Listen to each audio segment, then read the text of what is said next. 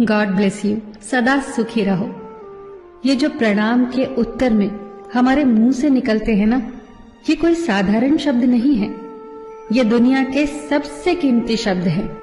आजकल हम इन बातों को महत्व देना बंद करते जा रहे हैं, पर यकीन मानिए, जो प्रणाम के जवाब के रूप में आशीर्वाद हमें मिलता है या हम किसी को देते हैं, वो 100% चमत्कारिक शब्द होते हैं, बेशकीमती शब्द होते हैं। एक बहुत प्यारी कथा कहने जा रही हूँ।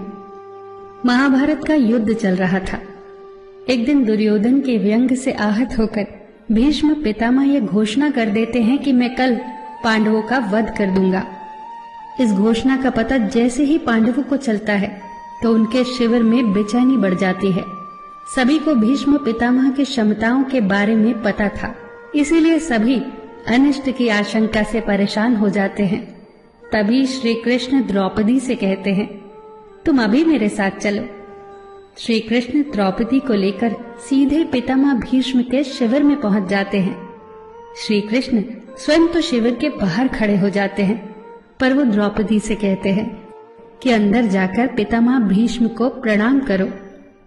जैसे ही द्रौपदी ने शिविर के भीतर जाकर पितामह भीष्म को प्रणाम किया तो पितामह भीष्म के मुख से द्रौपदी के लिए ये आशीर्वाद निकला, अखंड सौभाग्यवती भव। जैसे ही ये आशीर्वाद उनके मुख से निकला, उसी क्षण उन्हें स्मरण हो आया कि आज ही तो उन्होंने पांडवों के वध की घोषणा की थी और स्वयं ही उन्होंने द्रौपदी को अखंड सौभाग्यवती रहने का आशीर्वाद दे दिया। फिर पितामह भीष्म ने द्रौपदी से पूछा, पुत्री, क्या तुम इतनी रात को यहाँ अकेली आई हो या तुम्हें यहाँ श्री कृष्ण लाए हैं? तब द्रौपदी ने कहा, जी पितामह, और वो शिविर के बाहर ही खड़े हैं। शिविर से बाहर निकलकर दोनों ने एक दूसरे को प्रणाम किया और पितामह भीष्म ने कहा, मेरे एक वचन को मेरे ही दूसरे वचन से काटने का काम केवल कृष्ण ही कर सकते हैं।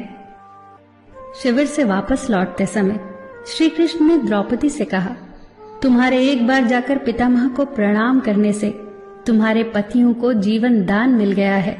अगर तुम प्रतिदिन भीष्म, धृतराष्ट्र, द्रोणाचार्य आदि को प्रणाम करती होती और दुर्योधन, दुशासन आदि की पत्नियां भी पांडवों को प्रणाम करती होती तो शायद इस युद्ध की नौबत ही न आती।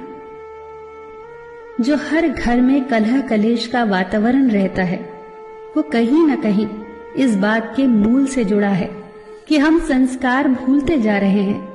हम जाने अनजाने अपने बड़ों की उपेक्षा करने लगे हैं।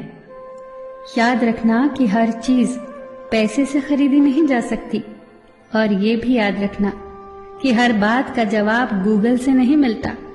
उसके लिए बुजुर्गों के पास भी बैठना पड़ता है। शरीर की खुराक के साथ साथ हमारी आत्मा को भी खुराक चाहिए, जो संस्कारों से हमें मिलती है। हम भूलते जा रहे हैं आशीर्वाद के महत्व को। आशीर्वाद एक कवच की तरह होता है जो हर बाधा से हमारी रक्षा करता है। कितनी सुंदर बात कही है किसी ने। प्रणाम अनुशासन है, प्रणाम शीतलता है, प्रणाम आदर सिखाता है, प्रणाम से सुविचार आते हैं, प्रणाम झुकना सिखाता है, प्रणाम क्रोध मिटाता है, प्रणाम आंसू धो देता है, प्रणाम अहंकार मिटाता है, प्रणाम हमारी संस्कृति है। आप सभी को मेरा सादर प्रणाम।